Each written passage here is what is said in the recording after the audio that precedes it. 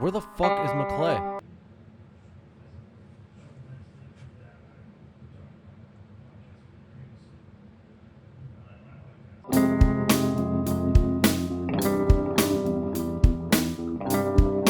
Fucking methods. All right, let's see this elevated podcast with notes and everything. I'm ready. You ready? Action. Awesome. This is the Bogcast, episode 101. I'm Keith Obit with my best friend, Brian McClay. We are brought to you by Bang Salon. Come get all your hair needs, including cuts, natural colors, vivid colors, extensions, shampoo and styling, all under one roof at Bang Salon. Find and message Bang Salon on Instagram at Bang Salon, at BANGDSALON. Use promo code Bogcast for 20% off your first visit. So come on down and get banged by Jordan. But if you really try to bang her, I will fucking kill you. Cool. Check us out on Spotify, Apple Music, iTunes, Google Play Music, Stitcher, and also now on Amazon Music and Player FM. So pretty sweet, man. We got a ton of new listeners, I think, right? Over in Ghana. Yeah, so we are now available in India, which is 150 million new possible listeners. And we actually do have some hits over in the India region. So we'd like to thank our new listeners in Ghana. And if you actually want to message us personally on our social media or email, we will send you a sticker to, thank you for listening. So actually, anybody, if you want a fucking sticker, just message us. Hit us up. Fucking, and we'll send you a sticker and shit. So, hell yeah. Yeah. Also, check us out on Patreon. Patreon.com/thebogcast. Go hook up the Timmy D, or just, the introductory level, I think, is like $36 a year. If you guys want to support us monetarily, it'd be great. It would help to buy equipment, studio stuff, stickers, shirts, all kinds of stuff. And there's a lot of goodies in there for you guys too. So make sure you guys check out patreon.com/thebogcast. Many levels there. The initial one is just $36 a year, $3 a month. It'll help us out greatly. Also, check out mellowbydesign.com, and more importantly, bogcastcbd.com. So for all you guys out there that hearing all about the CBD stuff, having a hard time sleeping, having some pain issues, maybe have some pets that are getting a little long in the tooth and need some extra get up and go, CBD is the key. Mellow by Design has partnered with us. Go check out bogcastcbd.com and get yourself some CBD. All natural, 100% organic CBD. Sweet. Very well done, McClay. Thank you. Yeah. We have an awesome reoccurring guest in the house today. His name is Kirk Nermie. How you doing, man? Good. Good to be back with you guys. Yeah, we really appreciate you taking the time to come on here, man. You bet. Last time you were on here, we talked about your book, Trapped with Miss Arias, and since then, man, you've been doing all kinds of crazy shit. Well, I want to kind of start from the beginning. I mean, part 2 came out, and I kind of like to talk about part 2 for a minute. Like, what kind of things did part 2? Where did the story go, and what is the difference then from part 1? Sure. Well, if you remember, just to give some context for people that didn't see the first broadcast, I wrote part 1 of Trapped with Miss Arias, documenting the portions of my representation of her that occurred before the trial. And so parts 2 and 3, which is actually, I put them out as one book, a combo book, took it from the trial onward and my life onward. So that was the trilogy aspect of it. So parts 2 and 3 talk about the trial, kind of some behind the scenes kind of deal, my thoughts. And then part 3 talks about some of the aftermath, the second trial, because people that followed it know that there was a sentencing phase that was redone again. So I get into all that stuff and some of the things that have happened since with, her choice to sue me and things like that. So there's a lot of excellent stuff in that second book, and you have a lot of people that follow the case. What have they been saying about the book so far? The book's been getting real positive reviews. I mean, I still have my haters, like even just today, somebody, years later they're bitching about something, right? But no, I mean, I think, the case is one of those that really captured, it's like a cultural phenomenon that is still kind of relevant. So particularly amongst true crime fans, and it's been pretty well received. Yeah. In terms of both the content and just kind of getting people better understanding, because like a lot of things these days, people don't really understand what's going on. We don't, we see someone on TV, we classify them, or we look at headlines of articles and we don't really go behind the scenes. And the point in this book was to go behind the scenes to get a little better understanding of this trial. Is like I say, that was it wasn't just for true crime fans. There's a great deal of true crime fans, but this was really a cultural phenomenon. It was hard, I think, in 2013 to escape jodiarias. Mm-hmm. And so, and still today, I mean, just as recently, I think it was last week, Court TV or they're about ready to run another special on Miss Arias. So she was in the news recently again, wasn't she? Well, her appeal was decided in March, so that brought about some more news. Her quest for a new trial was denied by the Court of Appeals. So good.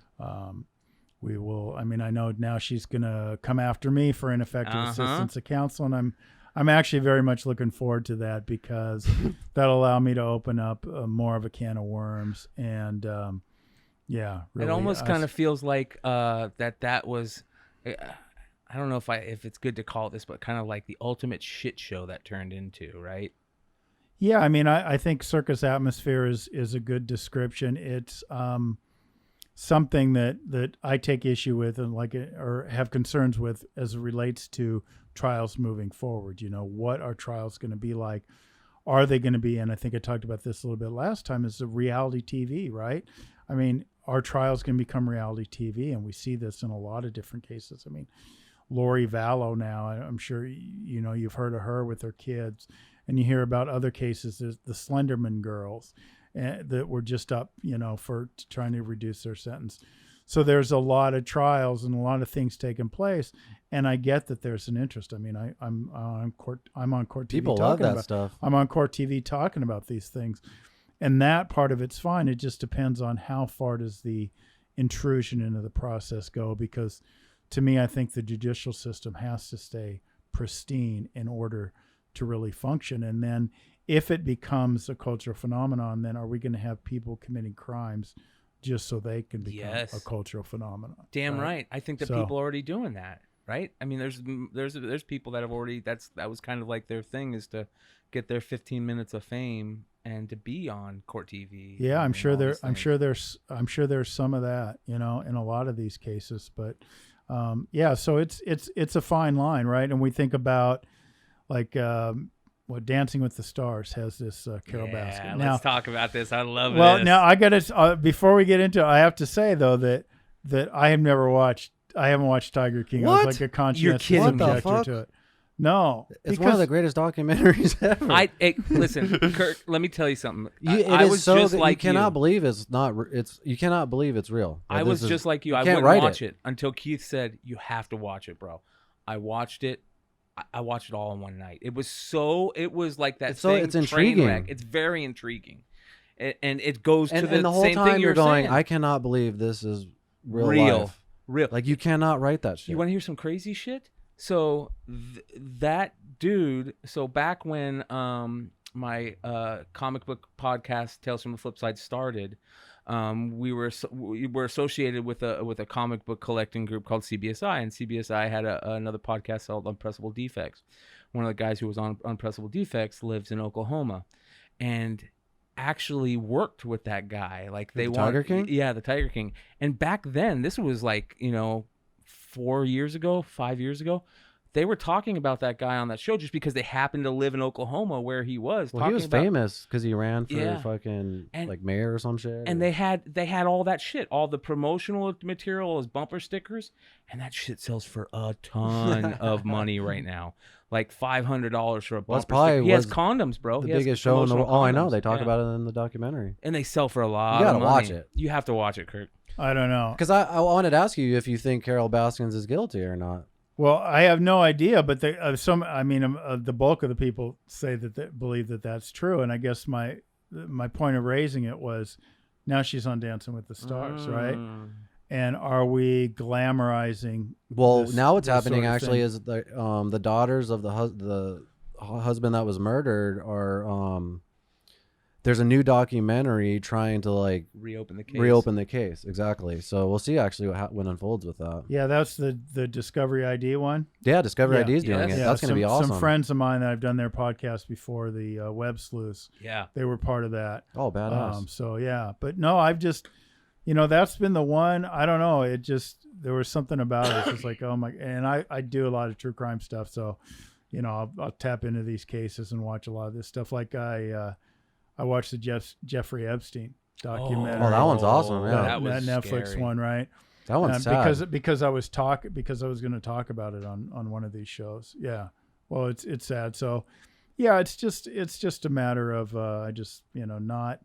It's kind of like work, I guess. But So you watch true crime documentaries? Just I do when I'm gonna talk about it somewhere, or if I need to educate myself. those are probably the most popular category of television shows And in the world, podcasts. and podcasts. Yeah, ever. Yeah, no, there's no doubt about it. I mean, I still get calls, pre-COVID, about different, the potential working on different shows and stuff like that. So, I fell in love, and I might have talked about this the last time you were on, Kirk. I fell in love with two podcasts. One called The Vanishing, I think it was, and they actually made a. It was about that teacher in like the South somewhere, and she went missing, and two of her students graduated and were at a party, and she lived close, and the one dude they both got wasted, and they went over and things went wrong, and they ended up killing her. And because of the podcast, they ended up finding the killers, right? Yeah. And that was like the first one. There's another really good one on CBC called Someone Knows Something. That is absolutely fascinating. It's a series where he takes up the old cold cases. And that's what I really love about the true crime stuff right now, is because they're solving a lot, or trying. Maybe, I don't know if they're solving a lot, because I know they did it. A couple of them I know of.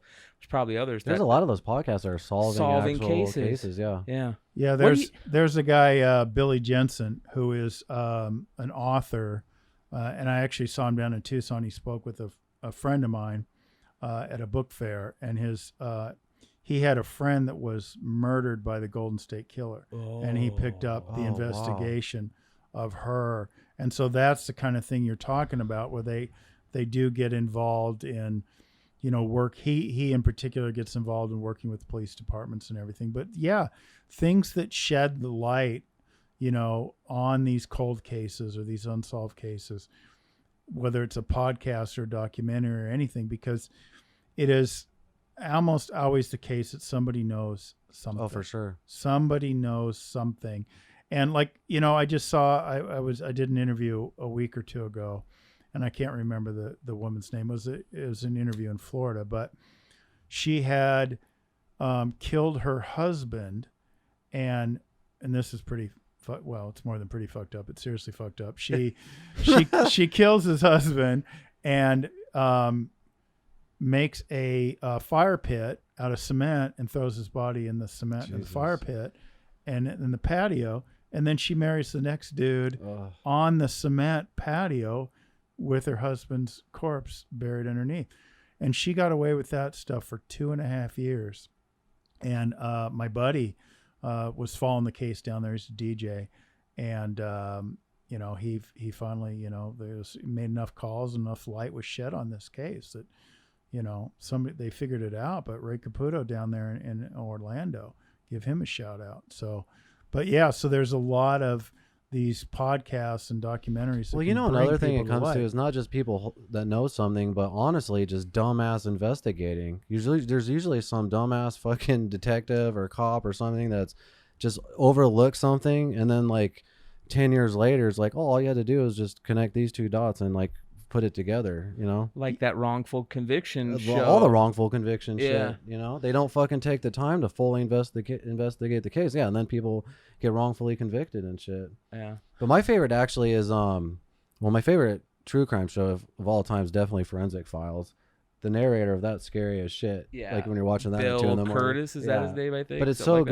good. But I love the ones where it was a murder that happened, say, in the 70s or 80s, and I can't remember exactly when DNA was discovered and shit, but when they're smart enough to hold the blood, and then 20 years later they do the DNA to catch the killer. Yep. I think that those are the best. Well, same with like how they got the Golden State Killer. I mean, I wanted to ask you about this. What do you think about how they're using this family tree data and DNA through relatives, not necessarily the person who did it, but through relatives on their family tree, through these sites where people like Family Tree and Me, or I forget what they're called. Yeah, but a lot of them, a lot of the genealogical Thank websites, you. even ancestry.com and places like that are open it up. Look, I think it's all to the good. I mean, if you're choosing to give your DNA to one of those companies, then I think they have the right to use it as they so fit, unless they've made a contract with you otherwise. So I think that's a great way to solve crimes, and that is exactly how it happened with the Golden State Killer. And now they're starting to fall like dominoes. Like I feel like I hear one new every month where, they're finding these cold cases because of these genealogical things. And that's when it was first I didn't know they were going on. doing that. Oh yeah, at first it was a really controversial subject, right? Because a lot of people felt, oh, that's kind of weird, but if they're finding these killers who have been gone forever, like justice always needs to be. Well, and they're not violating anybody's rights because the DNA of the family member was freely given, right? So, and in the case of the Golden State Killer, his rights weren't invaded at all, right? He didn't even know that this was going on, so he didn't know that his family did this. So, yeah, I mean, it's perfectly legal. I think it's a perfectly valid way. Well, let me track people. Let me explain real quick to the people that might not understand what we're talking about. So like Kirk said, the ancestry.com, Family Tree and Me, these places where they send you a swab kit and you put it in your cheek and then you send it back and then they get your DNA and then they tell you like where your DNA or where your ancestry originated. And sometimes a lot of these people that maybe were adopted, this is how they find their family members. Well, what ended up happening, and this is so smart, is I forget who started it or how it it fell into place, but investigators thought, okay, if we can get people from DNA, if there's people out there that have freely given their DNA to these people already that are related to these people, we'll be able to find it because their DNA will match almost exactly, I forget exactly how it works, but because they're related to them, it'll match the killer's DNA. And they'll be like, if they have DNA on file, they just don't know who it is, and it matches with a relative of the killer, now they can close in on what does that do legally? Are they allowed to press charges at that point, or who's pressing charges? Well, I mean, like if they get the DNA and they're like, oh, this is the killer right here, like where do they go from there? It's just one more piece of arrest his ass. Well, yeah, they can. I mean, if it's a strong enough match. I mean, these genealogical DNAs, they don't match 100%, right? But so like, and I'm not familiar with it in every case, but from my understanding as it relates to the Golden State Killer, they get this profile, they make a match. They have some evidence. They go to these companies, private companies that you've paid, but you've also given them your DNA. Oh, yeah, it's totally. not like they stole it from you. It's like Facebook, you don't own all that shit, right? So they're not invading anybody's rights. They look at it and they say, this is a match. They're probably from the same family. And then they start looking at who is in that family tree. They start doing that family research. Who possibly could have done this? Who's dead, who's alive, or what have you.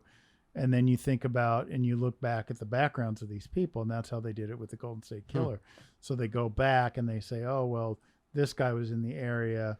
He's related to these people. It could be one of 5 people, and this guy's in the area, so let's see what's up. And then they made a match on his DNA, obtained legally. I can't even remember how it was, but then they got his DNA, made a match, and then made the arrest. That's crazy. So yeah, when you can have that kind of evidence, and DNA has been a huge deal because, in its inception, it was not really conclusive evidence, right?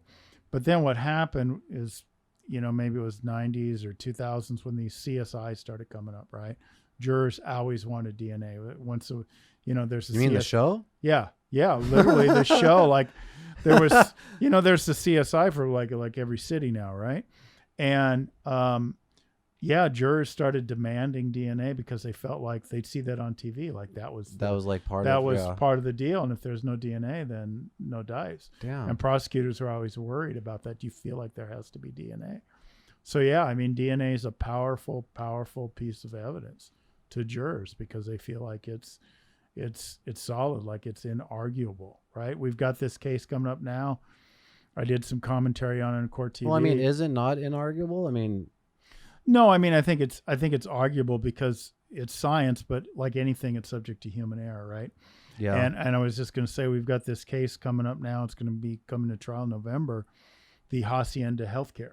Oh, yes. Right, with the baby. Real quick before you start that, Okay. could you bring your mic down and to the left a little bit so we can see your face? Oh, nobody wants to see that. Yeah, they want to see your beautiful Oh, face. No, it's on the camera. Your it's nice, fine. your nice and healthy face. My I can't nice see and it, healthy face. Yeah, but we got to remind everybody, Kirk is a cancer survivor, ladies and gentlemen. Go watch episode 1 for that. I'm sure we'll get into that a little bit later on, but I didn't mean to interrupt you. Let's get back to this Hacienda case. Yeah, it's a total, Keith. If you're not, do you remember the case? It was the healthcare worker with the comatose woman. I don't think so. Oh, yeah, this was all over the headlines a couple of years ago. Maybe not even a couple of years ago. Like a year and a half. half. He was a registered nursing aide, something to that effect, at a healthcare facility for disabled adults. This woman that was in his care was ambulatory, not quite ambulatory, but wasn't able to vocalize anything else. Well, Oh no. long story short, they find that she's pregnant. She's literally given birth, and the 911 calls from this worker there. My God, this baby, we didn't know she was pregnant. Blah blah blah blah blah, and they did a test on all 29 men that worked there, and they pinned it down to this one guy. And was he the guy that called 911? No, because it was like a female desk worker. Yeah, because I remember the call, like when you first heard about it, they're like, yeah, we didn't even know she was pregnant. Yeah. That's fucking crazy. And the family is suing for like 45 mil. They say there were 87 opportunities to notice the pregnancy. Oh Jesus! So there's So all they these probably other did failures. medical things and just didn't check. They didn't check. They thought, one of the doctors thought she was constipated. That was the weight gain. Did the baby, was it born healthy? As far as I know, Yeah. yeah. I mean, after that, but I mean, she was 29. Like, so nobody noticed her What happened to the menstrual guy? cycles or any. Well, he's going on trial. He's going on trial for vulnerable adult abuse and sexual assault. And that just makes you think about all the other motherfuckers that are getting away with that shit. But That's Kill Bill shit, it's man. all DNA. That was the point. That's what made me think of it, because they did the DNA on the baby, Yeah. and that's how they did the match to him. And that guy the whole time just like, oh, fuck, I'm fucked. Like, why? Listen, I would obviously, I would never do something like that, obviously. But I would say that if that was me, like at that point, why wouldn't you just be like, listen, it was fucking me. You know what I mean? Like, your case is gonna be fucked no matter what. Maybe you get some lenience or something at that point. Like that's Why didn't how you just take off? that's how like a normal person would think. I would guess. But you being a lawyer, you probably know a little bit more about that. Like why most people just keep that shit going. Well, former lawyer, and I'm proud of that. I'm Yes. proud of the former. But listen, I mean, nobody does a crime with the idea that they're going to get caught. Nobody presupposes with the idea that they're going to get caught, right? Everybody thinks they're going to get away with it. They're going to plan the perfect murder. They're going to plan the perfect bank robbery, everything else, right? So I think that's one place the mindset starts. And another is that, if they get away with it once, like, for example, on this woman, there were injuries that seemed to indicate that this had happened more than one time. And I know what they're talking about. They're talking vaginal tears and things like that, right? So he's probably thinking, I got away with it once. I mean, because it probably wasn't the first time he had sex with her that she became pregnant, right? I didn't even think about that, That's what I'm man. saying, yeah. So he's thinking Just one time. he's got away with it so far So maybe he can get away with it again. Or with other patients. Other patients too. That's what I'm saying. And here's, not only is that all bad, but just think. And maybe his coworkers are doing it too, and they don't. And he, other places. What is the amount of abuse that is happening at these places? Like, it's got to be astronomical. It could be. I mean, we just don't know. That's the thing. We don't know. When somebody's non-communicative, you don't know. Yeah. Oh man, that was such a. I remember when that came out. You didn't. I was still working. I was doing in my rat race. Where was that at? Here? Yeah, here, Hacienda. Yeah. So yeah, because there was a big deal with the governor was like going to shut it down. Then what were you going to do with all the patients and the the investigation into everybody? Because those questions that you just raised about what are other people doing, et cetera, they all came up into the news with this. And how was this ignored? Think about it. 9 months. She's freaking 9 months pregnant, and they don't know she's pregnant at a fucking medical facility. Yeah. It's pretty bad. It's like they're not even paying There's attention no to them. protocols that they're following. No protocols. There should be a list of care. shit that they're going through every day and checking. And, it's not they're not getting good care. Not only are they not getting good care, they're getting, and they're not. It's not like they're getting zero care. They're getting horrible care. They're being like, that's torture, man. Yeah. That's fucked up. And what was wrong with the lady again exactly? She was just well, she was non-communicative. There were initial reports that she was in a coma, but the family says she's not. She just mental. So she was it's conscious? Just mental. That is unclear. Fuck. Because she's non-communicative and mental. Oh my god. Yeah, I know. Sad, it's man. just unbelievable, but. Yeah, I mean, so that's the bright side of DNA. Because you think about it, you don't have bright side. well, you don't have DNA. You don't have DNA. That's not what I meant. Hang on. You that's the bright side of having DNA is that a guy like that gets caught. Because if you don't have DNA, that guy doesn't get caught. Yeah, it's thank God it's there. But there's still a problem though, and one of the biggest problems is we still have the DNA, and there are people who are not probably there are people on death row that if they would just check the judges or they would check that DNA or the detectives would reopen, like there is shit that is that obvious, that is people are gonna die for. Yeah, well, no doubt about it. I mean, we have a lot of wrongful executions, people sent to death row. I think I might even brought up Ray Crone last time we were here, the Ray Crone case, right? That was bite mark. That wasn't DNA. Yeah. And but bite mark, there's a lot of craziness about bite mark evidence in courts, right? Well, it's junk. Yeah, it's junk. Exactly. Yeah, it's junk. Bullshit, yeah. It's bullshit. I think we talked about that last time. Yeah. Somebody got sent to death row on that. And then I was... I'm starting to work on a book now on criminal justice reform, and starting to look at. I was looking at a case of a guy in Texas. The arson investigation was junk science, and he's already executed. So basically the theory was that he was having trouble in his marriage, so he set fire to his house and killed his wife and kids. Well, so they arrested him for killing his wife and kids, and they executed him, and it really turns out with more modern techniques that he didn't do it, that it was just an electrical fire. Oh, geez. Do you watch the Joe Rogan Experience? I do not. Oh, you don't?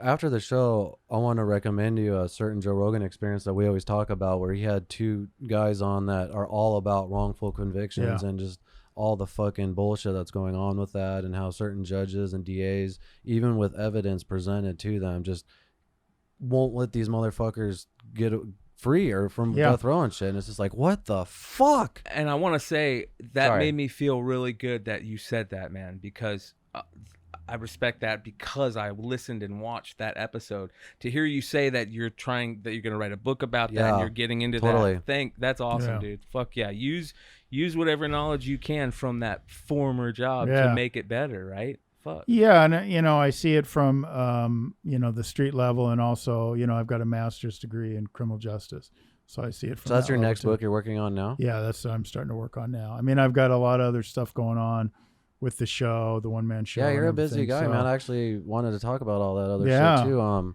Your one-man show, Overcoming, is that on your notebook? Jodiarias. I know. I was giving him shit off. I have a notebook, guys. Keith like 8th grade notes. I fucking smoke like 10 blunts a day, so I got to write shit down. All right. That I can't read my own handwriting. So. All right, that's all right. So what were you asking? Well, about? I know you had your one-man show. It one-man was show. originally coming out April. Yeah, in April. And Yeah. then the COVID bullshit, but you're actually doing it in October now, right? Right. Sold out. We had two. We had started in April at Stir Crazy in Glendale, which is in the Westgate Center, and we were going in April. And then, of course, if you remember, COVID really hit. The restrictions really hit in like early March. And so we had to obviously cancel that show because everything was shut down. And we tried again in August, and we're still shut down in August. And so now finally, as things are starting to open up, so I'm really excited about that. Yeah, we're sold out. What can people expect from that show? Nothing. I'm just gonna sit there. No, that would be have you done the show if you before? did that. I've actually thought about that. You know what? Kaufman-esque thing. Like, could you imagine? Well, I'm sorry. Yeah, have you done the show before? Well, I've done a one-man show before, but not this one. Not this one. Okay. So this one's a little more. It's like comedic, right? Well, yeah, and I think the other one was designed to have some laughs too. But it's comedic, but it's also serious, and it's also, because I didn't want to do a show. If I was going to do a show, like how many times you go to a comedy club, right? And there's a bunch of fart and dick jokes and whatever, right? And you laugh and then you just forget about it. It doesn't have an impact, right? And this show, I wanted to make people laugh because I think laughter makes room for hope when they're overcoming something, whether it's cancer or, a divorce or anything else. So if you make space for laughter, you make space for hope. And so that's why I'm making it, a comedic examination of life's trials is a subtitle. That's my favorite kind of comedy, is just that person's perspective on life. Yeah, and when you get something from it too, and like in a smart way, and you could take something from it, where it's not just fart. I love fart and dick jokes. Don't get me wrong, but I will always laugh at dick and fart. But I won't remember them. That's exactly right. You won't remember it, and it'll just And you think about the movies that endure, right? Like I was thinking about this the other day. Movies that endure the test of time, like Fast Times at Ridgemont High, or some of these classics, Breakfast right? Club. Office Space. But there's more to it than just like something. Like I remember back in the day, I'm going to date myself, Porky's. You guys ever remember? You guys are probably a little too young for Porky's. I remember that was the first. Porky's was the first movie I ever remember. I think it was either that or Nerds, where I was watching it with my dad and his brothers, who were my uncles, and I was really young. I was probably like 5 years old or something, and there was tits in it. Yeah. And it was the first time I ever remember my dad. Tits? No, my dad telling me fucking put your hands over your eyes type thing. You know what I mean? Hey, you haven't watched Porky's? Oh, fuck yeah, dude. What do you? I probably didn't even put my hand on my eye, dude. But like Porky's is a perfect example. It's the funniest shit at the time, and then you watch it again, you go, it wasn't that funny. Yeah. It didn't have the impact. But something like Fast Times or some of the other movies you guys mentioned, they have that impact. And so that's kind of, if I'm going to do comedy, I'm not looking to do jokes like that. I'm looking to tell a story with it. And like, I might have mentioned this before, but, Mike Tyson did a one-man show. Oh, yeah. That Spike Lee produced and directed and everything like that, right? And if you've ever watched it, you'll see that, and that's kind of the example I use, because there's jokes in there, but there's also a moral, and there's also a story, and there's also something to it. So I want to give people a chance to laugh, but hopefully kind of give them. I always say, like, if I can overcome cancer and jodiarias, you might be able to learn a thing or two from me, the things you need to overcome. So that's what the night is. It's about a 90-minute show. I know this is a weird question, but how do you practice something like that? Do you just practice by yourself, a one-man show at your house? Yeah, I mean, the first one-man show I did, it was kind of more off the cuff. But, I guess part of it is that former career, speaking, right? Public speaking, and I do public, well, before COVID, I did public speaking, right? So that kind of stuff comes natural. But, yeah, when I'm preparing, it'll be me just sitting in a chair, just going over everything, like talking, like the points, everything I'm going to say, maybe the beats and shit. Yeah, everything I'm going to say to a certain point where I know it well enough, but not so I'm trying to remember a line, because I want everybody that comes to the show to get the most authentic version of myself that is there that night, right? So I don't want to be up there like an actor or somebody like, the 100th, like a band or the 1000th playing of Freebird, right? Yeah, no shit. Right? You just like, fuck this, right? The fucking Offspring. Yeah, or, right? You got your one hit song. I don't want to be the one hit wonder at Laughlin playing, Take Me On or whatever, right? Some of the 80s bands, right? So I want to bring my authentic self to it, and each show, because of that, might be a little different. But I cover the same topics, and some crowds are going to like certain bits of humor and some aren't, right? Like, I don't know if you guys are going to be there or not, but I didn't get tickets yet, but I saw that there might be some more available. Well, yeah, if COVID releases, right? Yeah, I think really, So you have more than just this one show. Well, right now I've only got the one show, so we'll see how it goes. Well, I saw recently also, wasn't there a new comedy spot that just I was going to ask you, do you recently do opened? stand-up? Yeah, because I've been seeing you. I do not do stand-up. No, I don't. Well, Jim Perry is a buddy of mine. He is actually the host of my show. He's the host. He's hosting Overcoming Jodiarias. So we met. We did a couple interviews back in February when we thought the show was going to go in April. And but he opened up a comedy club in Gilbert. Fuck yeah. It's like Warner and Lindsay, I want to say. But yeah, so he opened up a comedy club in Gilbert, and I was out there with Trey and stuff. So I've been meaning to make it out He there. won't let me on his stage, though. Jim won't let me on his stage. Because you're not But a would comedian. you do an open mic? I just wouldn't do that. I mean, I don't. I think it's a different art. It's totally different art. It's It's a one of the totally most different art. respected arts. It's one of the hardest arts. Hardest arts, yeah, because you have to practice it in front of an audience to like fine tune Yeah. your jokes. It's like a band. You're practicing your songs, by It's yourself. brutal. So yeah, you have to be willing to pretty much eat shit night after night, taking that risk if your joke's not going to hit. That's pretty ballsy. And there's beats to comedy, stand-up comedy. It's very. There's a lot of it's got a timing and stuff like that. timing Yeah, and when rhythm. you hear a Louis C.K. joke, every fucking word is put there for a reason. Like the way he says it, the cadence, like he goes balls out with his. For the longest time, I felt like comedy was dead. But hold on. This was a long time ago. This was like 10 years ago, right? I felt like comedy wasn't great at the time. There was a lot of just like old comedians doing the same old stuff, right? And then like everything hit, like Rogan. Yeah, because of Rogan of the Comedy Store. The Comedy Store. And now you have some of these young comedians out there where I think comedy right now is better than it's ever been. For sure. Because everyone's getting their own special that could go onto Netflix, and you can actually before YouTube, they all have before there was YouTube only two shows. places to get a special. It was like HBO and Showtime, and they'd only give a few comedians 1 hour. Now everyone has an hour special, so even if you're not into that comedian, there's another comedian that you could find on there. Social media has made them sharpen their sword. You know what I mean? Like they're super. Like you watch.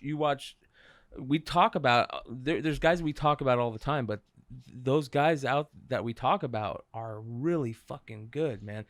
Schulz, Ari Shaffir, and a lot of those guys are doing stuff on podcasts too. They're doing podcasts. You have to give a shout out to Joe Rogan for that, because when he came back to the Comedy Store, not only did he have every comedian on his podcast, he encouraged them to start a podcast. That's the reason why everyone has a fucking podcast, is because he told everybody to. But what I realize is, you're probably right about comedy being the highest it's ever been, the best, but the golden age era of the Comedy Store, I think, is over. And I cannot believe that I got to experience seeing Joe Rogan, Joey Diaz, and Louis C.K. fucking front row, all with like 200 people in there and shit. And that'll never happen again because Rogan moved out of there. Fucking. If Rogan's what Rogan's well, you're not talking Diaz. About. Do you think that's true? What?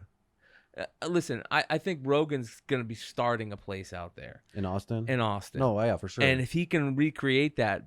But the other thing is, what's kind of weird is, we don't really have those places out here. Like in Phoenix? I just don't go to them. Well, because his buddy just opened one. Exactly. And so what we're getting at is we fucking love comedy. Yeah. This is actually one of my favorite. Do you like Stephen Wright? Stephen Wright, yeah, very familiar. That. Yeah, okay.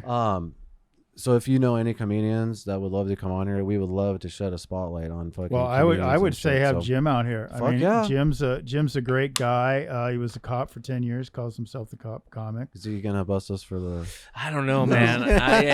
Maybe. No. if it's any defense to Jim, and I'm going to say this, no, I would just never get playing, on dude. stage. I know, we're fucking He's with probably you. not Shit. really a good cop. He No, we probably actually wasn't have a good cop.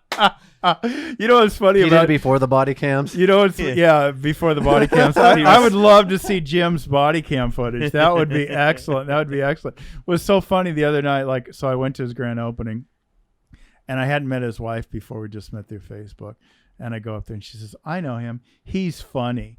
And I thought, boy, right in front of Jim's face, man. He's funny.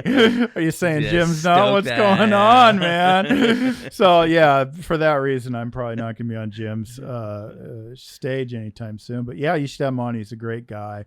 Really thoughtful, smart guy. I would love to hear about Cop shit. Well, not only that, but I would Yeah. love to hear from the local comedians here in Phoenix about what the local comedy world is like here, what the culture is like here. Totally, yeah. Because you don't hear about it. Well, yeah, I would love to start bringing them on and fucking shedding light on that. Yeah. For sure. Yeah. Well, yeah, Jim Perry would be a great place to start because he was on the comedy scene for a while before he opened up this club. You said it's in Gilbert, right? To try to kind of open up that venue for comedians. He does a lot of open mic nights and stuff like that. So Is he? How's he doing things with COVID and everything right now? I mean, well, I think him and his partner Tony Visich. It was a guy who used to run comedy at the Tempe Center for the Arts. They can't have full capacity, right? So they're like limited capacity, like every other club.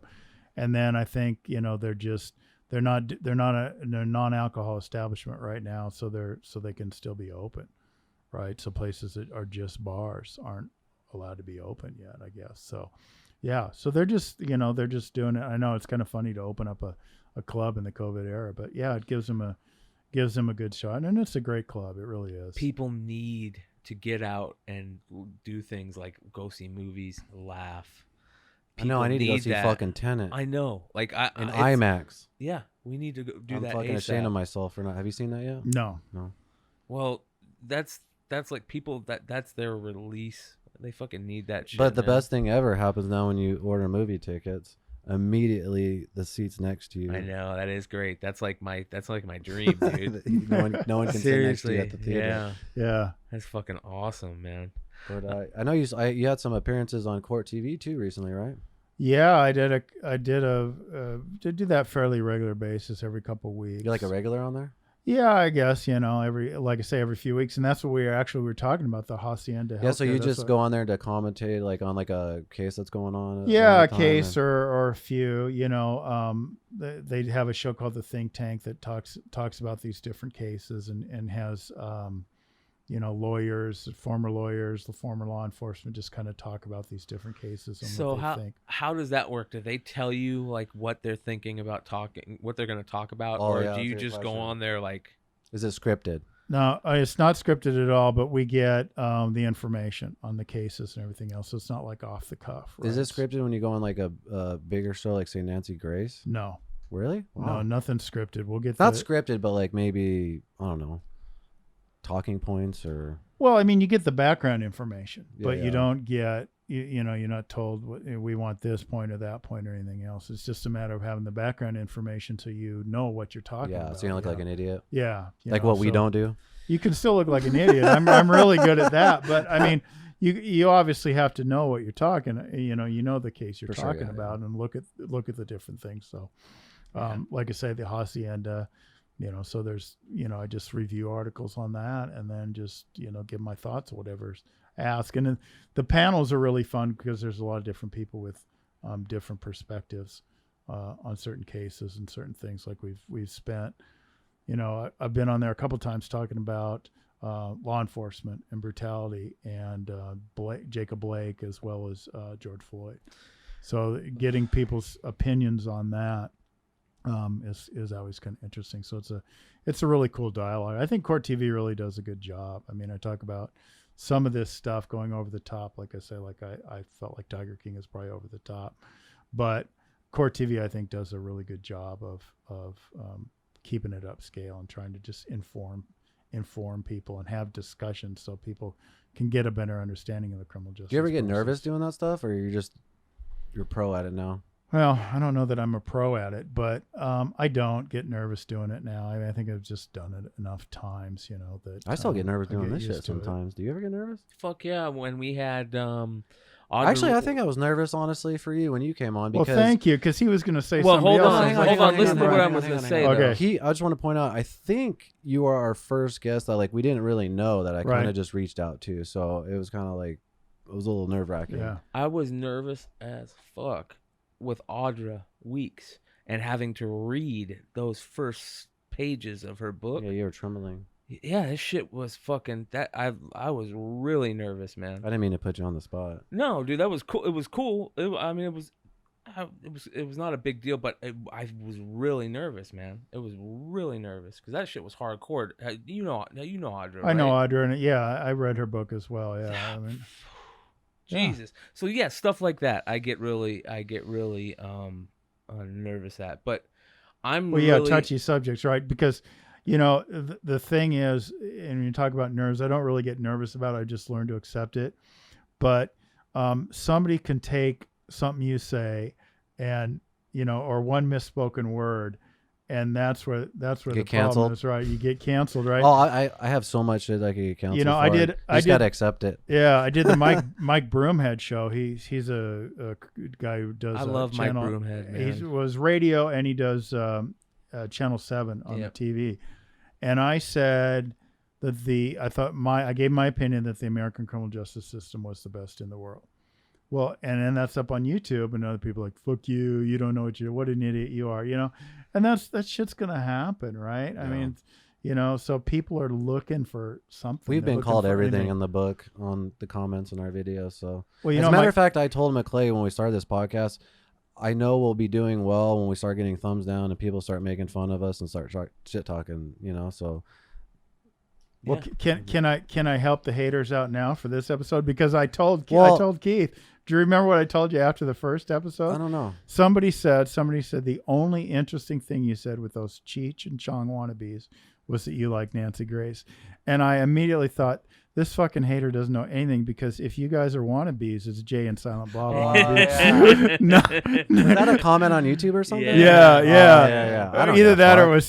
or it was sent to me. I don't through my website. I don't know. And I just laughed. So those guys. Well, I don't know wanted to Cheech and talk Chongs. about, you talked about the haters last time. So you say you're still dealing with them. Do they actually still send you shit? Yeah, or on is it- YouTube today, somebody sent me a picture I posted on. It was on Facebook. It was back when I did Court TV Live. It was a picture of me and Vinny that I use every time I go on there.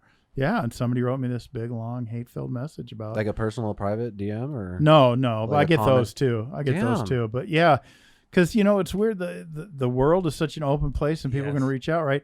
And I find out some stuff. I did a documentary called In Defense Of, and it was about myself and 3 different defense attorneys. It was a 4-part documentary, and we talk about these infamous cases. So it was like Ted Bundy's former lawyer, and Timothy McVeigh's lawyer, and all this stuff, right? So I do this show in 2017, it comes out, and then I find out that it's airing in Europe now on Sky Network, because I get comments from people, and most of them were complimentary. But yeah, so you get comments from people in Europe and stuff. I love that, because one, I love finding out how people over there live or what they think Yeah. about. I'm really fascinated Me in too, that. yeah. I talk about that all the time. I love documentaries other cultures about, and shit. Yeah, other cultures and shit. But second, we kind of have that Europe thing because with the Holy Cross shit. A lot of people from the Holy Cross, the Ray Holy Cross thing, find us because they watch those European documentaries on them. And we had a guest on that we made us do background checks before we have guests on now, because if we would have done a background check, he probably wouldn't have been on the show. But we found out he had a true crime doc about him, about how he took advantage of 38 women in 7 different states. He's actually known as the Internet Casanova, and it's a worldwide fucking story and shit. That's not the love fraud guy, is it? This is the guy. What? Have you heard of the love fraud guy? No. It's a Showtime documentary, and I did it on Nancy. Well, what a diverse range I'm getting to. I did it on Nancy Grace. I didn't even know about it, but it was this guy who defrauded all these women, Maybe. and he looked for I can't remember his name now, but it's a Showtime documentary. Not Ray Holycross? No. That name doesn't sound familiar, so I okay. doubt it's him, but it sounds like the same scam. But he was meeting women online, and then we were debating whether it was like a flip or a Ponzi scheme, but this guy was like meeting these women, and then like if they had money, that was great, but if they had good credit and he could get shit, that was also great. Like he could go buy a car or whatever, right, off their credit. That was also great, and he would do this stuff. And these women, we were talking earlier about the power of social media and true crime docs and everything else. This woman that was scorned by him, and I forget how much he took her for, started a website, and they all started connecting to each other because it was That's like the same story, dude. and this guy you're talking about, right? Like they count on their victims, like we talk about, victims not being able to talk or report or what have you, and they're too embarrassed to report. Yeah, I even did an episode with Robin on Get Real with Robin about a woman had written in saying, shout out to the collective. Yeah, shout out to the collective, Robin Cote. yeah. Look at all these people getting. I should be getting some kind of kickback or something.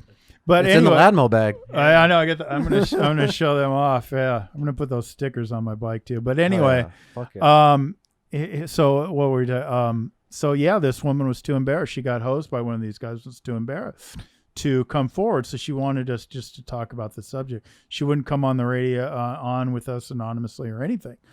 So these guys count on this stuff, these women, to be too embarrassed, right? And that's exactly what this guy was doing. And she started the website, and then all these women could connect to the woman who started the website, and they all have similar stories. There was dozens of them, right? Similar stories. And he became the love.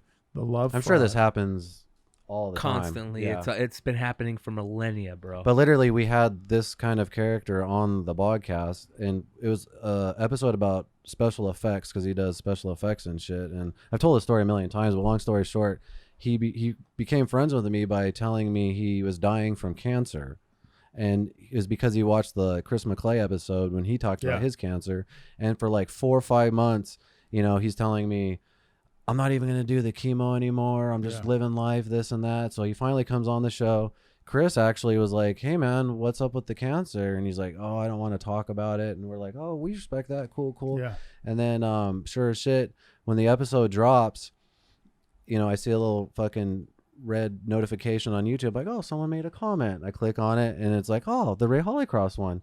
And it's this lady goes, this isn't the same Ray Hollycross that scammed 38 women in 6 different states. You might want to check out this website. And I just clicked on it, and it was just an entire website about how much this dude sucks and all the things he's done to everything to all these women. And I didn't even sip my coffee yet, dude. I was hitting my blunt and I was just like, what the fuck? I immediately messaged you, dude. Like, holy shit. And then if you Google his name, he's been on Good Morning America. He has a true crime doc about him in Europe. There was a lady from Europe that went to visit him while he was in prison. And I was like, what the fuck? Background checks for now on. Like, what the fuck? Hey, I'm going to have to call timeout.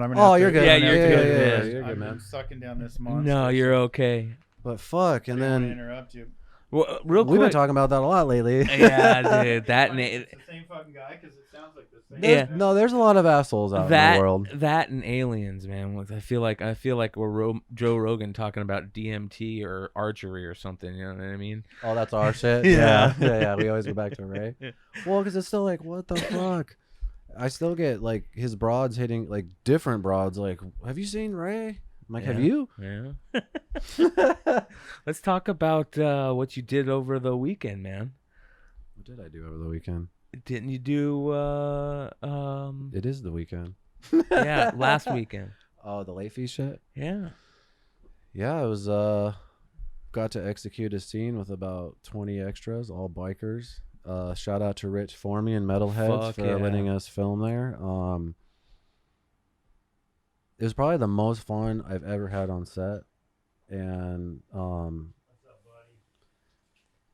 the most satisfying at leaving a set, only because like I actually wrote the scene. Yeah. So it's cool to see a scene that you wrote and then not only come out good, but better than I could ever have thought, because every single one of Rich's friends is fucking hilarious and just added a line to the scene that I would have never even thought of.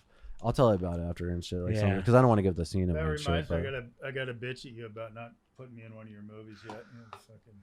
I'm not the casting director. I'm just the actor. Everyone thinks actors get people in the movies and shit. Like, I don't know. Aren't you? So I'll tell you a funny story about that. Aren't you the producer on Late Fees? Aren't you the? Yeah, but I don't honestly cast it. I casted McClay. He's actually the hero of the film. But a funny story about that is one time when I was in LA, I was with my girlfriend. I was printing out headshots and shit. Yeah. And there was another guy printing out headshots on the phone and shit. And all of a sudden, dude, Donald Sutherland walks in. You know Donald Sutherland, right? He's fucking Hollywood royalty. Yeah. And I was like, holy shit. Jordan has no idea who he is. I was like, that's Donald Sutherland. She's like, I wasn't excited enough to go bother him. Yeah. I just fucking kept doing my shit. The guy on the phone was like, holy shit, Donald Sutherland just walked in. I'm going to give him my headshot. And I just looked at Jordan and I go, watch this fucking train wreck, right? Donald Sutherland came in and out and probably brought in about 6 packages. And the guy's all trying to fucking rush and get his resume done and shit. And as Donald's like leaving and he's like saying bye to the guy at FedEx or whatever, the guy's like, Donald, hang on 1 second, hang on. And the sliding door like closed and he literally like ran and like grabbed it. And he's like, hey, can you take my here's my headshot. Blah. And Donald's like, I can't do anything with that. Send that to my agent, and just walked off. And I was like, what the fuck is he gonna do with your fucking headshot? Like, he's not gonna cast you in anything. Like, don't bother the fucking guy. You know what I mean? Like, just be fucking happy you get to see him. You know what I mean? Just be fucking cool about it, man. Yeah. Like, what the fuck? Like, he's gonna cast you in anything. Like, I don't mean, I'm not trying to like. Well, that's bring okay. But don't let Keith off the hook. He should have fucking put me in a movie. He's fucking full of shit. Actually, I gave him shit a while back too. Are we back on? Are we? Yeah, we never stop. I gave him shit about what was like? Oh, being big time. What were you doing? You're big time. You wanted something. What do you mean? You wanted to I don't know. I can't remember what it was now. I'd have to go back through my messages. But we have I was giving you shit for being big time. We have a montage that we have to shoot in January where it's like just a bunch of funny bits. Yeah. And we are going to need a lot of people. So if you do want to be in it, you could be in it. Sure. Well, we're gonna give you shit because you're Oh, here comes my fucking guard dog. Fabius dude. You're dipping your toes into the acting world. I hear. Yeah. So let's talk about that. So you want to step into the acting? What do you got cast? Well, yeah. I mean, it's I've done TV, the docs and everything, and I thought it'd always be fun to kind of do some of these little things, and come on. I don't know if you know Ann. I do know her. Yeah. And she was looking for people, and the Boise 7. I think it's an important story. We talk about discrimination based on sexual orientation and that sort of thing. And, it's not that long ago that these things happen. We have to be mindful of them because anything the human mind has accepted once, they can accept again as a kind of a collective consciousness. So to shed continued light on these type of stories like the Boise 7, boise7.com. But yeah, so it was a chance just to, help tell this important story of these women that were fired by their police department. So yeah. You play a sergeant, right? Yeah. And when does it shoot? November. In Boise or in Phoenix? Oh, in Phoenix. My That's board cool. starts in Phoenix. So That's yeah. cool. Yeah, but it's just a fun thing to do. Oh yeah, totally. You get that IMDb cred. Yeah, I do. I've got an IMDb page now too because really? I did In Defense of and my appearance on Dr. Oz. Was jodiarias ever? Did they do like a true crime doc or reenactment on that? Well, yeah. There's been several. There's like say earlier Court TV did one a while back. And then, are you in it? No, I'm not in that one. And then Lifetime came out with a movie. Are you in that? No. Oh. No. I was wondering if like maybe an actor played you in something. Well, an actor played me in the Lifetime movie, but it was like at the very end I was sitting at the desk, right? So it wasn't like, So it's basically most of the shows are about her relationship and that type of stuff. Well, the movie was, yeah. Once the trial got going, a lot of them are about the trial and everything else. So yeah, a lot of the more modern ones. The more update ones. Lifetime was slapping this movie together while the trial was going on. They're literally filming it because I remember seeing an interview with the girl who played Jody, and they were on set when the verdict when they were watching the verdict. So Just writing the scene, this. Yeah. Yeah, I mean, pretty much. They must have had one of those notebooks, right? They were writing this photo of my notebook. They were writing the scene. Oh, I've got those. Next time I'm gonna have notes up there. Does it? It's again, I'm sitting here and I'm like. Stoned as shit. I'm stoned as shit, but we're giving you. I know. Shit. I'm watching his eyes get redder as No, the show goes on. He's gonna be like, boom. You know when I'm stoned, when my voice changes, that's when you know I'm stoned. Eyes. Yeah.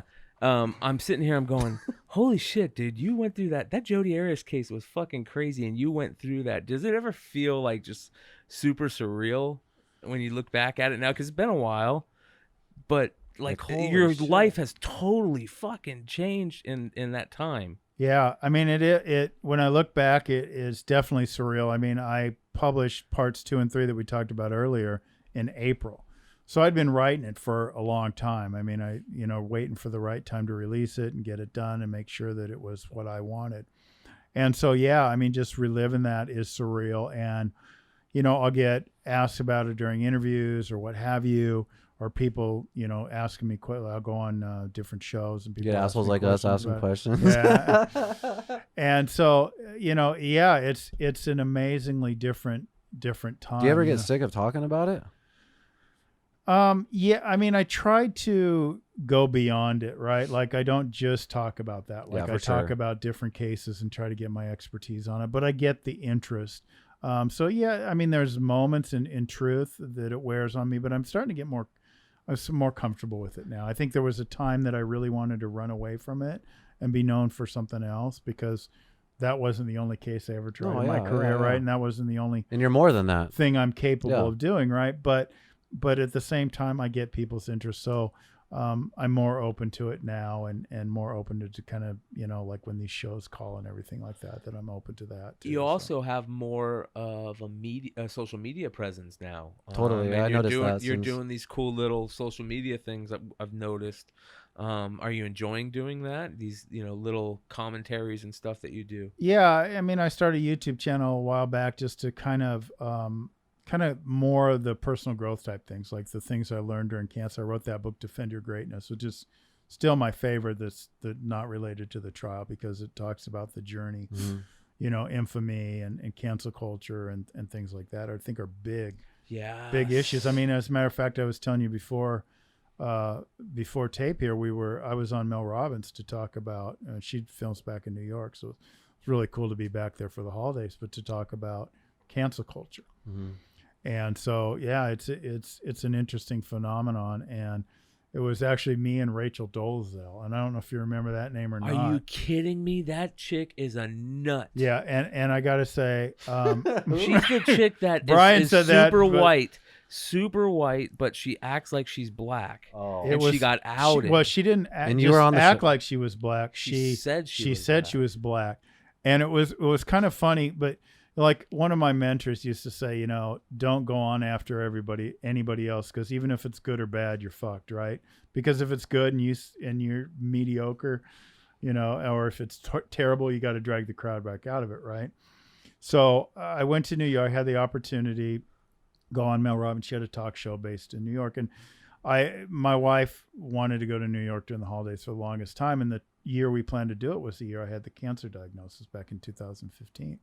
So we finally got this opportunity. So this is perfect. A couple days in New York. Weather wasn't too bad. It was great. So, and Mel Robbins, I don't know if you know who she is. She's like a life coach type person, like a Lewis Howes, very positive type person. And she had this great show, and unfortunately it was canceled. But Rachel Dolezal was actually got herself elected the head of the NAACP in Spokane. And she was telling people she was black.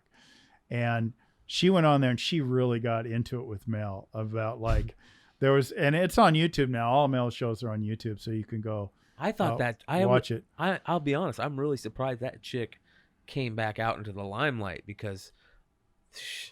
Well, what was hard about it is that she wasn't seeing some of what was going on, and I mean, we all do that, but she just admit it. She talked about this story about her brother and how. There was some adoption, and I forget all of it, but she just got into it with Mel, and the crowd was not not into it. Oh, there's an And then, audience. yeah, there was an audience. It's Damn. it's like your regular film in front Were of they studio booing? audience. Like his No, but there was like kind of groans, right? She just wasn't admitting what she'd done, and if she said, "Look, this is the reasons why I said it," it would have been a lot better, right? But she was Yeah. defying Yeah, it. why is it so hard for people to do that? And she storms off stage. She's like back in the green room. She stormed off stage, and there's these people, talking to her. Next up, Kirk Nermie. You go, oh shit, man, this crowd is primed to kill somebody, and Mel's not going to be happy.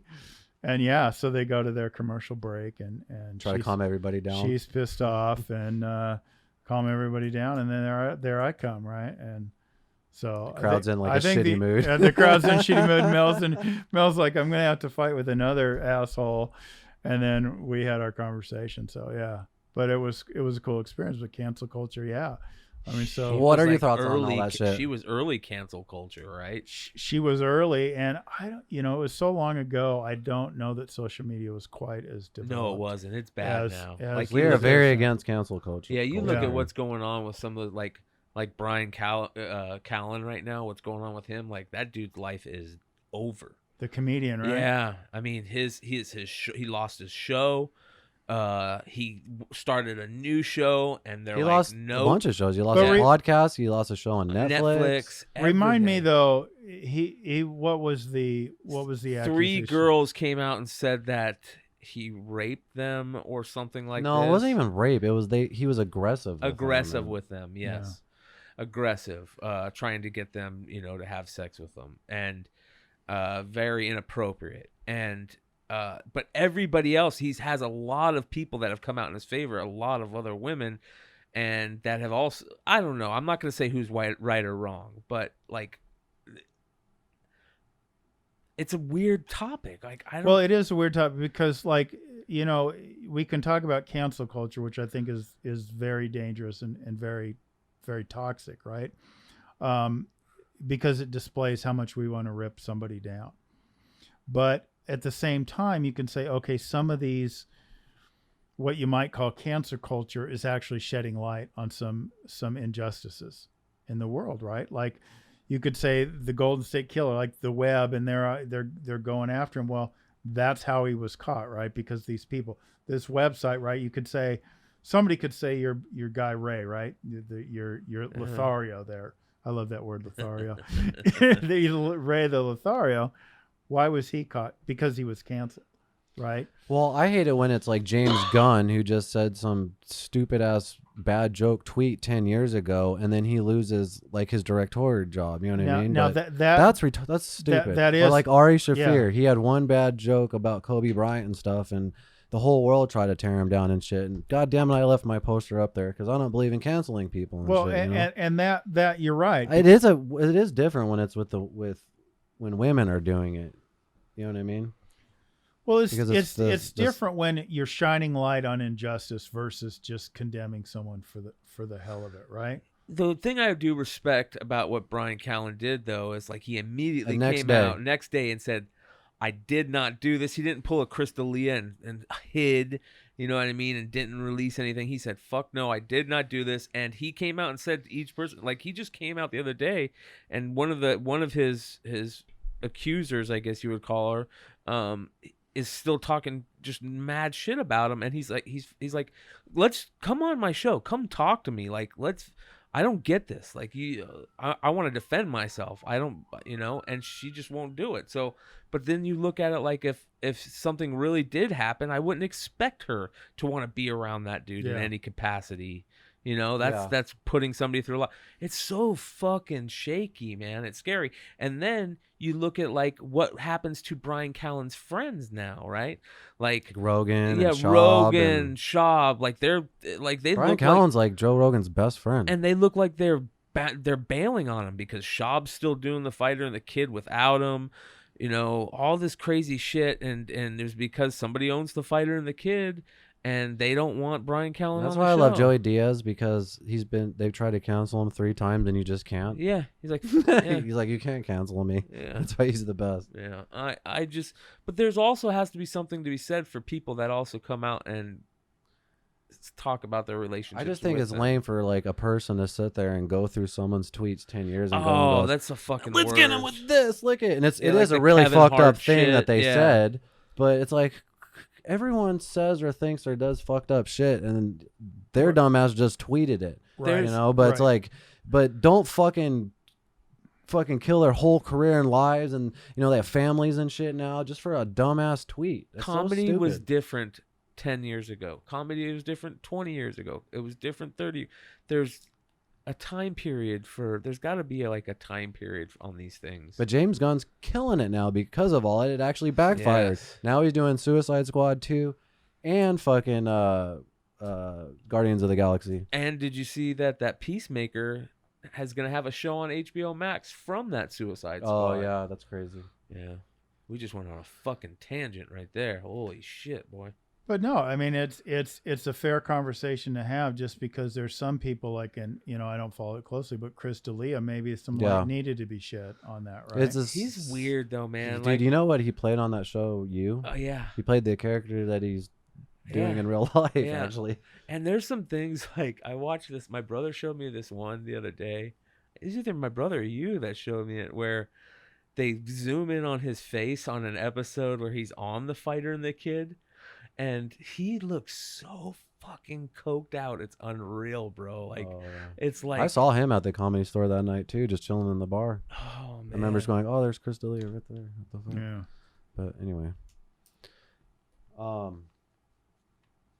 Yeah. So, you know when you like see somebody and you're just like, "Fuck that guy," and then but you have no reason. You just maybe his face sucks, or like you just quick to that. You know, I'm trying to get better than that. You know, especially like if celebrities or somebody get canceled. Like I was like, I want to know the other side of the story. For some reason, McClay has a problem with Nancy Grace. Yeah. I fucking can't stand her. Why? I don't like her. Why? Convince him why he should like Nancy Grace. Well, and, I'm not gonna effort to convince. Not convince him, but she's probably a great lady. Here's the thing, right?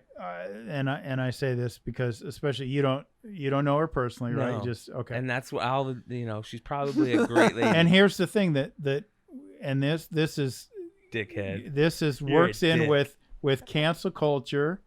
And it works in with this drive-by kind of way we look at these things, right? He's an asshole. Because yes, I'm not is saying that. No. I am. You're the asshole. I'm saying you're the asshole for not putting me in one Don't of be your an movies. asshole, bro. If he was directing movies and casting movies, I would call him an asshole. But right now you're the asshole. No, you wouldn't, because I would have you in my movie. Yeah, bro. see, but I'm still not going to backfired on you, dude. I'm still not going to go soft on you on this. Karma, Don't worry. Keith's going to get his laughs in here. But first of all, I guess the question is, why put so much energy into disliking someone you don't know? I don't. Because I think that's an interesting question, because that's why I'm bringing this up. That's at the heart of cancel culture, even though you're not. I assume you're not like posting her. Oh fuck no. You're like fuck you, Nancy, and shit like no, that. he's not that hard. He's not a troll. No. I'm not a troll. But I mean, what's the problem? Exactly. What the fuck's the problem? I don't like her. I just there's something about her. Okay, but you don't have to like her, but why? But you don't know her, so I don't. You're right. We have this choice in the world, right? Would I love to have her on the show? Fuck yes, but. I would tell her not to. I'd be like, McClay. I'm telling her not to. Yeah, yeah. I would. Right now, Nancy, if you're watching, come get high with us, Nancy. I will text her after the show and say, don't fucking, if these guys from the podcast call you, just fucking block their number right now. But no, but come take a heroic dose. But I think it's the question is really important, because we have so many people hating people or not liking people that they don't even know. They just say, as a celebrity, I don't like this guy. Yeah, I used to be like that all the time, but even people I think suck, if their music sucks or I even don't like their acting, I'm like, they're still trying to do their thing. Like they're trying to make it. They have a family, but I used to judge people off the music they liked. If they listen to shitty music, I'm like, that guy sucks. No, in all honesty, Keith's just joking. But the thing that's funny about Nancy Grace is I hear she is totally different off camera than she is on camera. Well, I think if you understand her story, I think it puts a little more in perspective. A lot of people don't know she had a fiance that was killed in the 70s. And that really shaped her career and what she does and that emotional impact. And so to me, when we understand the driving force, and we have gotten to the point now, and this goes along with cancel culture, where we decide we disagree with someone, so we dislike them, instead of saying they have different tastes than me or they have a different opinion of me. And it goes back to something that maybe sounds not that significant, but to me, I think it is. And I think if we thought about it more, it would be significant, is that we have decided to accept our opinions as fact. And what that does when we accept our opinion as fact is that disconnects us, because then the other person has to be an idiot because they don't accept the fact that we do. So like Keith, because I'm not going to let you off the hook because I see you pointing at McClay. But if you decide, I don't like this person because they like Devo, okay? Devo's dope. Yeah, okay, but I'm just using that as an example, right? Some band, right? And you say, I don't like them because they like Nickelback. Nickelback. All right, so if you decide they don't like Nickelback, and that's just cliche, dude. That's just actually, you know what? That's just douchey. If someone likes Nickelback, that guy usually 9 out of 10 times sucks. Okay. Yes. That is a fair assessment. He has no taste in music. I would say that's just a cultural. No fucking way. Is there really a good Nickelback song, dude? Oh yeah, I think so. Is there a good person that listens to Nickelback? Well, I don't sit there and listen to Nickelback, but I think their music. Wait a minute, are you admitting that you like Nickelback? Okay, wait a minute, hang on a sec. Whoa! I don't know enough. Back up. Now I'm gonna get banned. Could I be the first guy banned from the Bogcast? Oh, because a prestigious show like this, I don't think I can handle it. But no, I'm not saying that I like Nickelback. I do not own any Nickelback albums.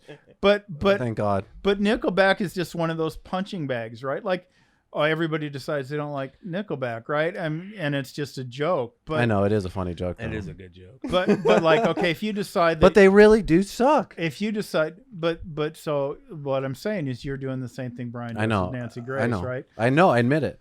And you say, okay, so you're saying Nickelback sucks, as it's a fact. It's not a fact. It's your opinion, right? And that is a fact. You take it as an opinion, because obviously it's an opinion, because lots of people buy Nickelback albums, right? So, who are these people? So people who don't know what Nickelback sounds like before they buy the album. Oh, come on now. All right. Here I am defending Nickelback. I'm not even that big a fan. Yeah, what the fuck? I thought you were done being a lawyer, bro. What the fuck? But what I'm trying to say is you take your opinion as fact, and then somebody else is a dipshit. So if you say, I don't like Nancy Grace, and I say I do, then you got the license to say Kirk's a dipshit. Yeah. Right? Yeah, I love that's what he was saying. But yeah, he was.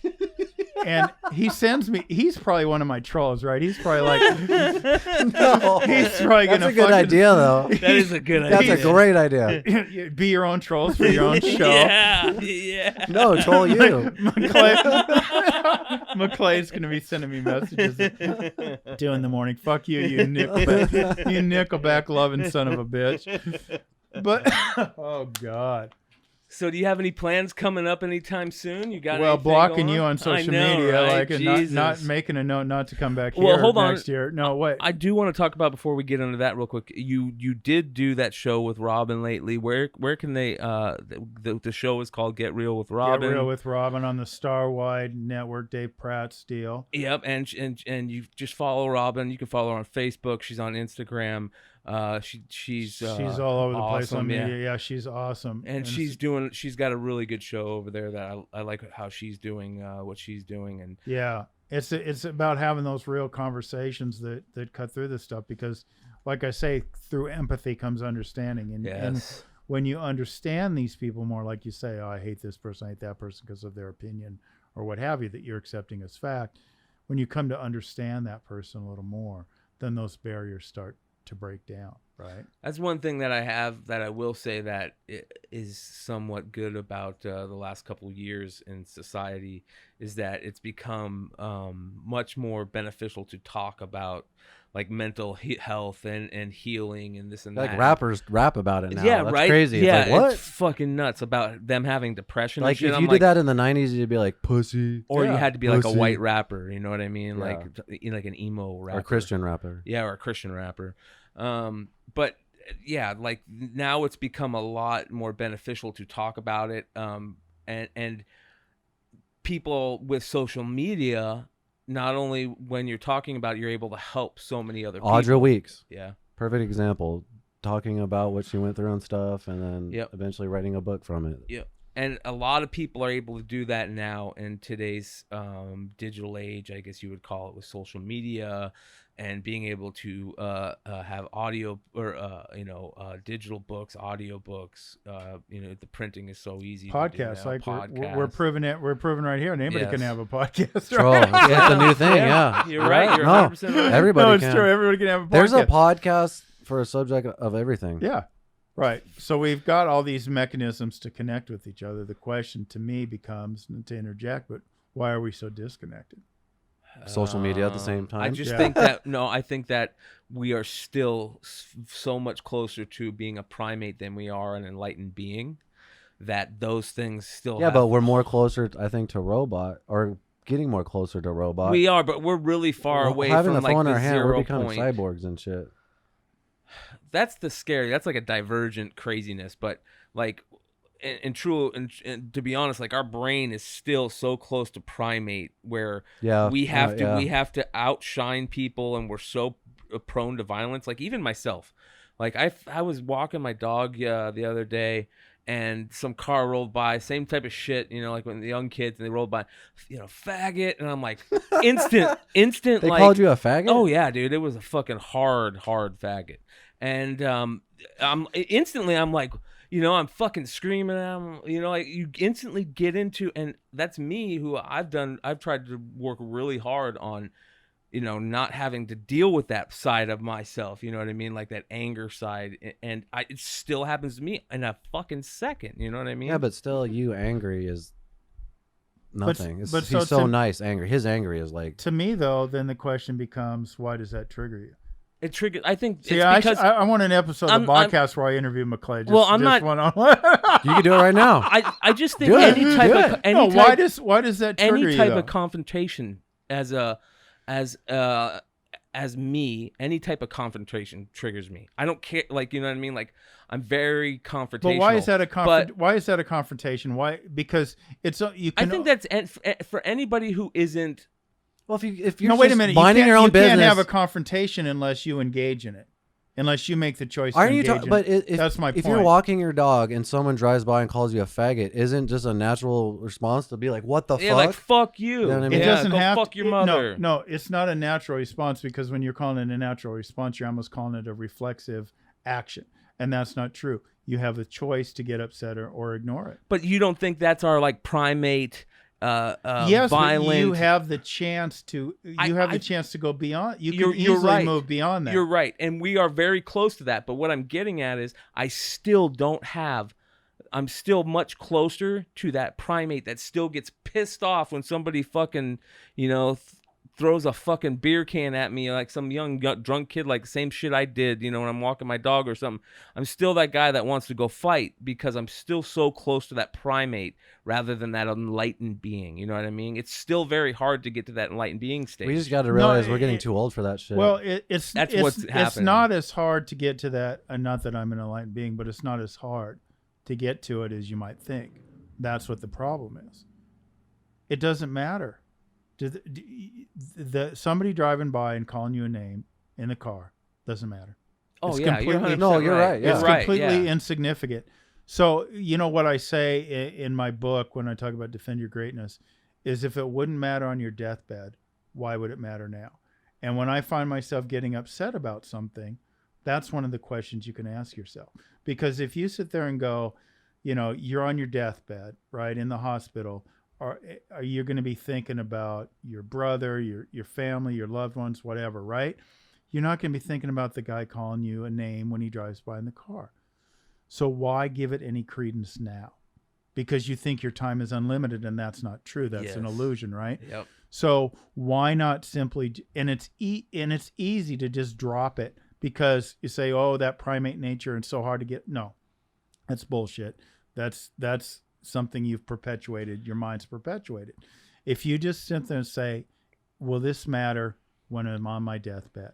And if the answer is no, then why give it any credence now? Right.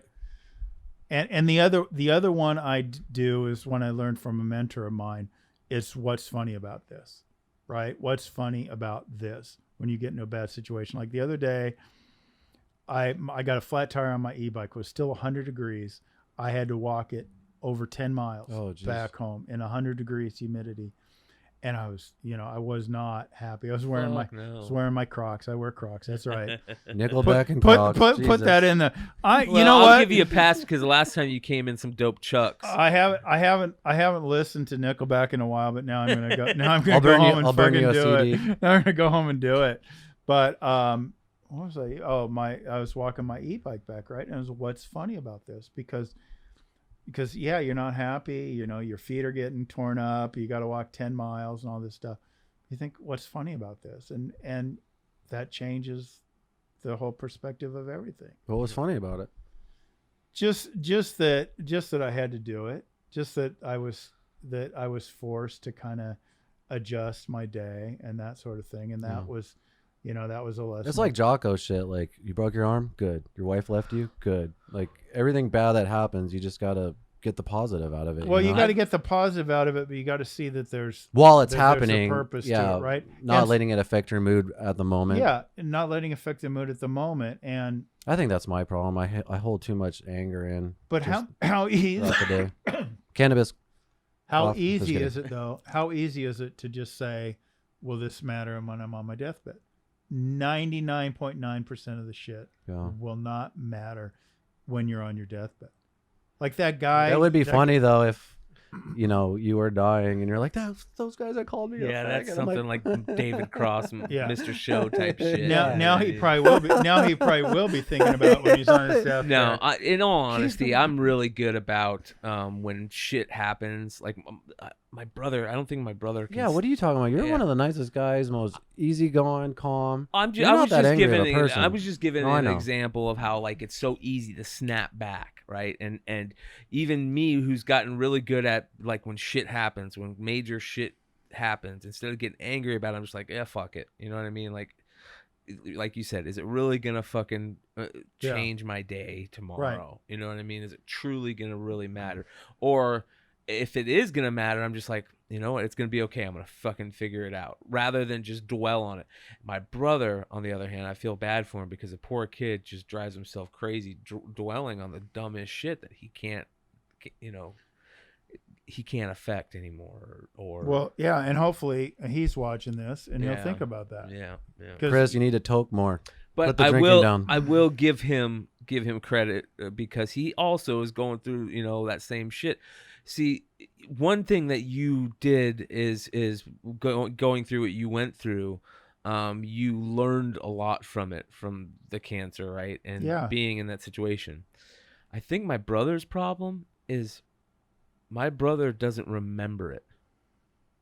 Because of the chemo It was so fog? bad, yeah. It was so bad. And he'll tell you he doesn't. That's what he feels. He feels bad that he doesn't remember it because we do, right? But also...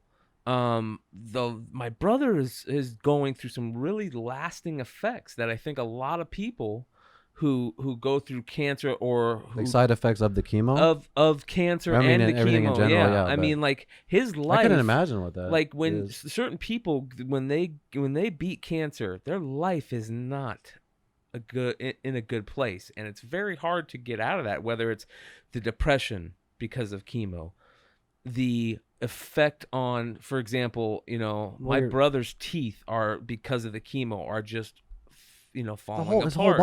His whole body. You're putting the poison into your fucking body. So yeah. So like his life is you have a life after cancer is tough for some people, and it's very hard to get out of that fog. You know, they even have that brain fog. Yeah, thing. chemo brain. Chemo fog, yeah. Chemo brain. And yeah, I experience it to this day. I mean, I sometimes I feel like I'm bad with names. I feel like an idiot.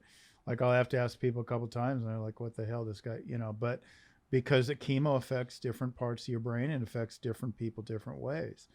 But what I would remind your brother of is, you know, maybe it's best that he doesn't remember some of the stuff. Yeah, right? that's what I tell him. Oh yeah. But I think the biggest life lesson can be in the thoughts that go through your head beforehand.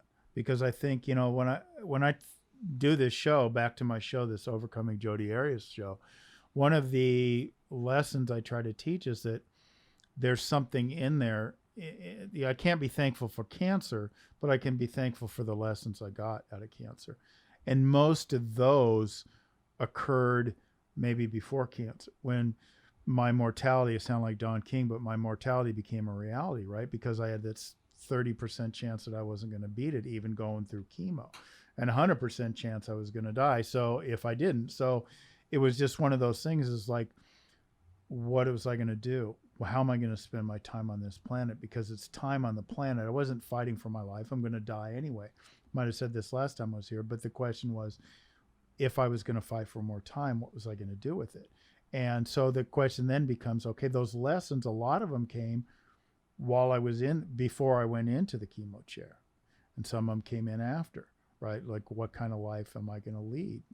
And those are those kind of questions, and the time is a limited quantity. So when I talk about you spending time worrying about a name you're being called. Oh yeah. Your brother spending time fretting about anything else. You know, like, I'll say this, like, people bitch about the heat. I'm happy to be here to experience 112 degree heat, because I remember that there was a time when I thought I wouldn't be able to do that. So even if it's just the most mundane thing, right? When you think about that shortness of life and that sort of thing that cancer really puts you in touch with, you start thinking about those things and those lessons. I'd encourage your brother or anyone out there that's gone through cancer to connect to the lessons, to not let the trauma of the cancer divest you from the lessons. Define you? It really can't. But divest you from the lessons, because I mean, it's saying not let it define you. Not let it define you, but also take what you can from it in the world moving forward. Yeah. Because I think that's how you can really benefit from cancer. You know, nobody's thankful for getting cancer, but I think you can be thankful for the lessons that you get. Yeah. I think that has to be in everything in life, hopefully. But that being said, very great words from the great Kirk Nermie, who has become a pretty amazing person, in my opinion. Podcast regular now. So where can is it true that maybe we might hear some more tickets coming for the show? It depends on what's going on with COVID. Yeah, keep their it really eyes depends on it. goes with COVID. kirknurmi.com is my website, and if more tickets are available on all my social media and stuff, I'll definitely be want to plug your social media real quick? Yeah, it's Nurmi Unchained. I have a Facebook group called Kirk's Court, where I talk about true crime, and I give people a chance to interact with me, and ask their questions, because I go on a lot of these shows, right, and podcasts and court TV and everything else, and there's not much chance to interact. So when I can, it's great to interact with people and get their questions, and hopefully, increase their understanding of the criminal justice process when I'm doing that sort of thing.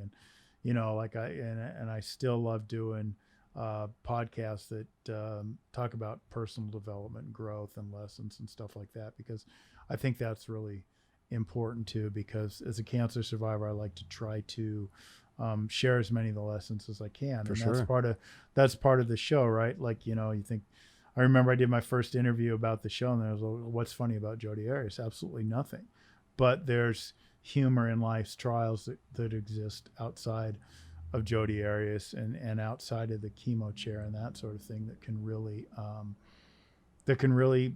be powerful to people. And that's why I wrote Defend Your Greatness, because our greatness is under attack by so much and so much fear of conformity and everything else. And so we need to protect that to really live the lives we want to live, because we don't want to be on that deathbed thinking, oh, I should have done this, or I should have done that, or I just ran out the clock because, like for me, when that mortality was a reality, I began to wonder, did I want to run out the clock? Like, I don't think I did anything ethically wrong when the bar wanted to suspend me for 4 years, but I asked for disbarment because I didn't want to live that life. I didn't want to keep living that life. I felt like there was something more for me to do, and part of that was writing Defend Your Greatness and some of the other books I'm doing. And I'll plug all that stuff in the description so people can find some them. of the documentaries and stuff that I've been doing, because I felt like there was something else for me to do with my time on the planet. And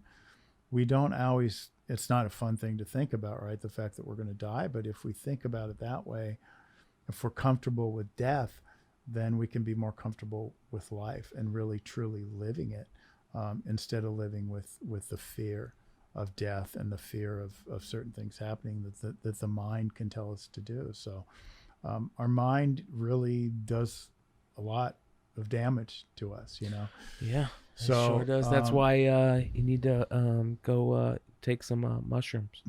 Or the toad. Or the toad. Yep. But you don't even need to do that. For those people that aren't inclined to do that, is you don't even need to do that.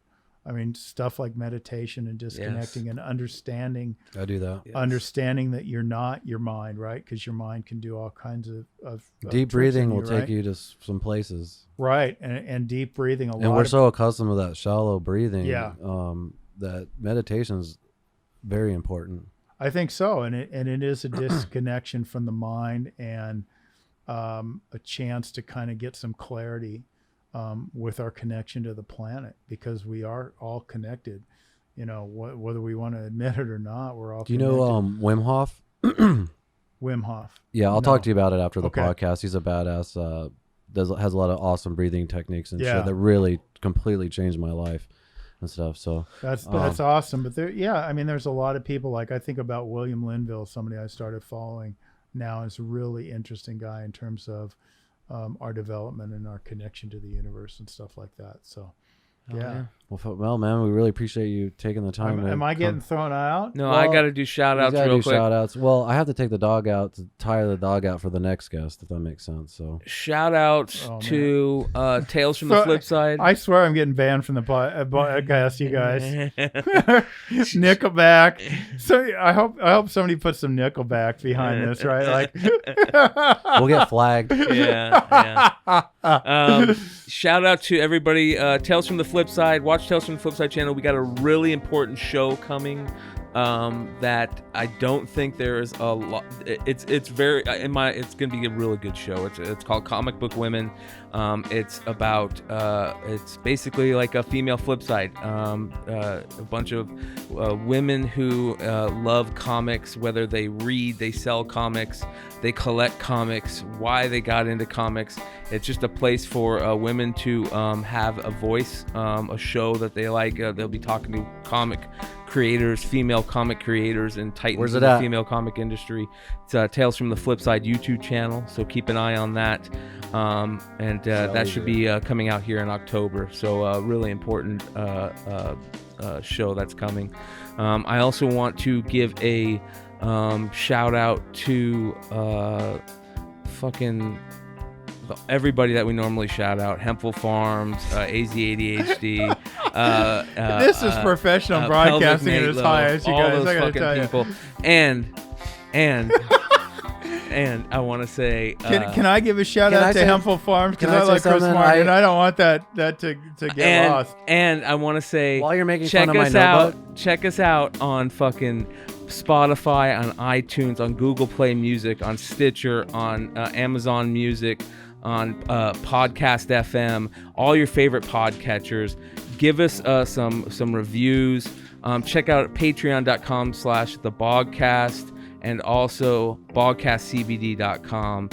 Hit us up if you guys want any stickers. Let us know. We'll send them out to you. Other than that. So in my notes, I actually have for the next 100 episodes. Okay. Make shout outs more consistent. So we'll work on that. All right, that's good. I'm glad you got. I'm glad. So you we got are working on notes. that. Yeah. And so, what have we learned today? Anyway. We learned that Nickelback and Nancy Grace are not allowed on the podcast. Yeah. Well, Nancy can come on, but she's got to get stoned with us. So I don't think she'll do that, but she might just tear your ass off. I would love to see Nancy Grace and McClay go at it. we'll smoke a blunt. I'll just sit here. Yeah.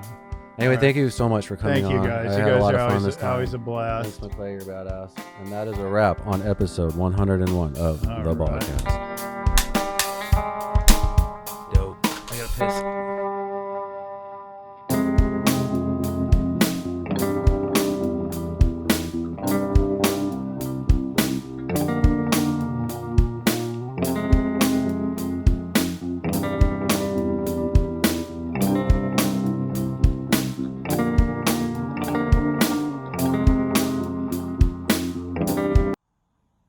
Bang!